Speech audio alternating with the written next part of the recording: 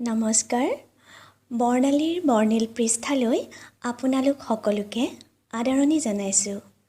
পাঠ কৰিব লৈছোঁ স্বনামধন্য সাহিত্যিক মহিম বৰাদেৱৰ অতি জনপ্ৰিয় গল্প কাঠনি বাৰীঘাটৰ ৩য় খণ্ড।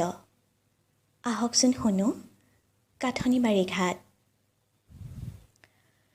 দোকানীৰ স্প্ৰেড যেন হৈ পৰা মুখখনলৈ পুতৌৰে চাই আছিলোঁ। এইবাৰহে মোক মন কৰিলে। আপোনাক কিবা লাগিব জানো? কোমল মাতেৰে সুধিলে। চাহ লাগিছিল, দিব পাৰিব জানো? শুবলৈ আয়োজন কৰা ল'ৰা ছোৱালীকেইটিলৈ চকু দি মই সুধিলোঁ। নিশ্চয়, আজি বোধহয় জাহাজ নাহিবই। সৰু ল'ৰা এটা ইতিমধ্যে জাপ মাৰি আহি ওচৰত থিয় দিলেহি। একাপ? মই ফ্লাস্কটো ল'ৰাটোলৈ আগবঢ়াই দিলোঁ। ৩। আপোনাৰ পৰিয়াল আছে? চাহ দোকানীয়ে কৈ গ'ল। কিবা অসুবিধা হ'লে জনাব। খোৱা বোৱা কৰিব খুজিলেও সকলো সুবিধা কৰি দিম। ৰাতিও চাহ, গৰম পানী কিবা লাগিলে নিব। বৰ শকত, ক'লা বৰণৰ আদহীয়া মানুহজন। মুখখনত কোমলতা এটা আছে, মাতত আন্তৰিকতাৰ সুৰ। দুই এষাৰ কথাৰ পৰা বুজিলোঁ ল'ৰা ছোৱালীকেইটাৰ মাক নাই।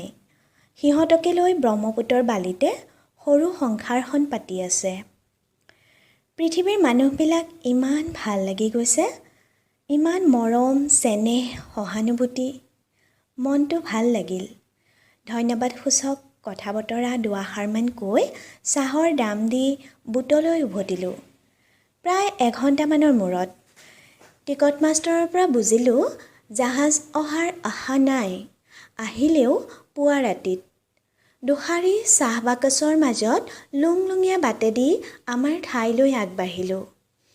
চাউল ভজা পাৰ্টিটোৱে নাকত মুৰি ফুটাইছে। নেপালী পৰিয়ালৰ তেতিয়াৰ গানটোৱেই মাজতে সপ্তমত উঠা কাণত পৰিছিল।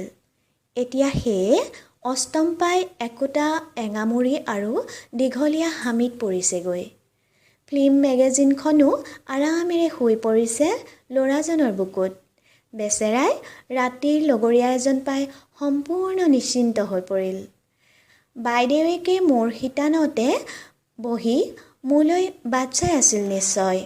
মোক দেখা পাই লাহে লাহে তাক জগালে। বৰুণ, চাহ নাখাৱ? মাতত অনাৱশ্যক ব্যস্ততা নাই, কাৰ্যত একো অস্বাভাৱিকতা নাই। বুজিলোঁ, আত্মবিশ্বাস তেওঁৰ আছে আৰু আনৰ ওপৰতো আস্থা ৰাখে। মোৰ সংকোচ ভালেখিনি কাটি গ'ল। বৰুণ, মই মাতিলোঁ।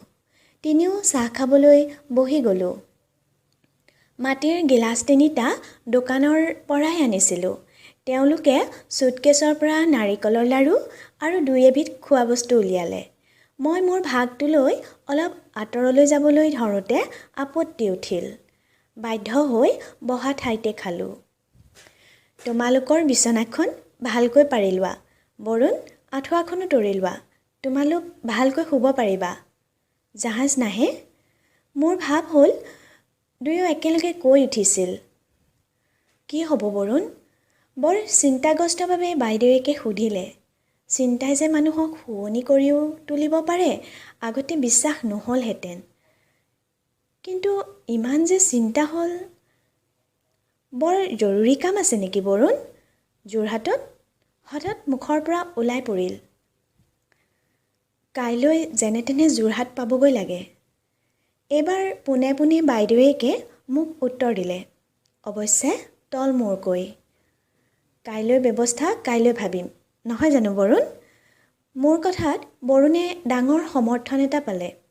এৰা, মিছামিছি বাইদেউজনীয়ে কিবিলাক ভাবে। ন' ৱৰি বুলি লিখিছে। তয়োতো মাইনৰ পাছ, ন' ৱৰি মানে নাজান নেকি? কিন্তু কাম চাৰ্ভ যে।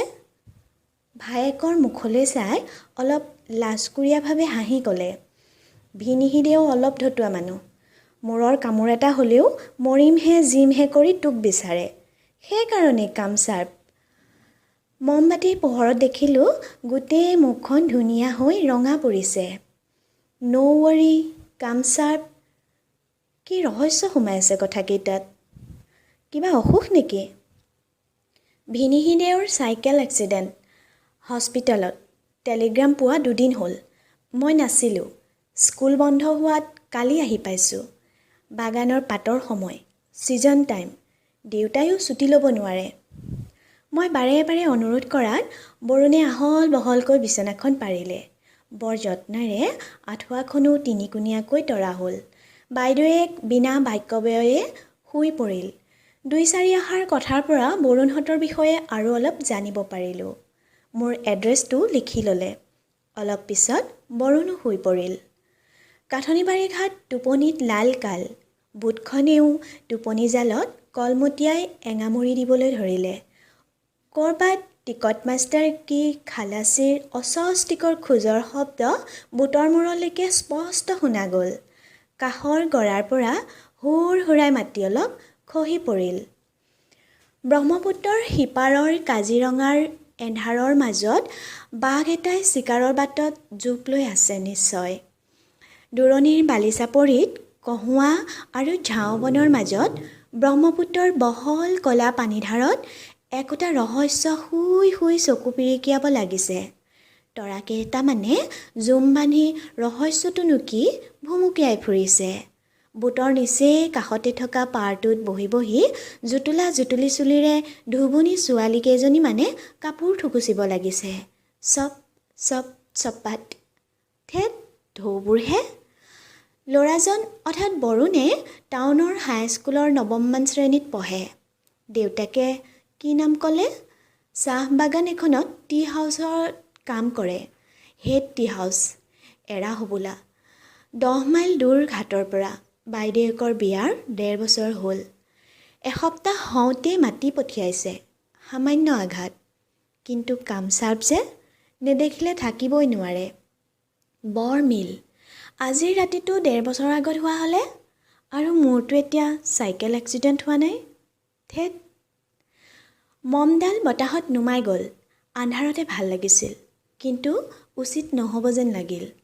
দিয়াচলাইটো মাৰিলোঁ। আধা খোৱা মিক্সাৰ এডোখৰ পাই তাকে জ্বলাই লৈ মম দুখৰলৈ জ্বলাকাঠিটো আগবঢ়াই নিছিলোঁ। চক খাই গ'লোঁ। বাইদেউকৰ মাত। আন্ধাৰতহে টোপনি আহে যদি। হোৱা নাই? চিলমিল। টোপনি নাহি দেখোন। স্বাভাৱিক। মম নজ্বলালোঁ। ৰেলিঙত ভৰ দি জাহাজ অহা দিশটোৰ ফাললৈকে তীব্ৰ দৃষ্টিৰে চাই থাকিলোঁগৈ। মমৰ পোহৰেৰে নহ'ব, জাহাজৰ পোহৰ আনিবই লাগিব। কিমান সময় তেনেকৈ আছিলোঁ ক'ব নোৱাৰোঁ। হঠাৎ এটা হুলস্থুল আৰম্ভ হৈ গ'ল। জাহাজ জাহাজ পোহৰ আদি শব্দৰ লগে লগে টিকটৰ ঘণ্টা আৰু খোজকঢ়াৰ ডুব ডাব শব্দ। মই লৰালৰিকৈ মমডাল জ্বলাই দিলোঁ। বাইদেউক উঠি বহিছিল। 2 হাতে হেঁচুকি বৰুণক জগালে। বৰুণো চকমক খাই বহিল।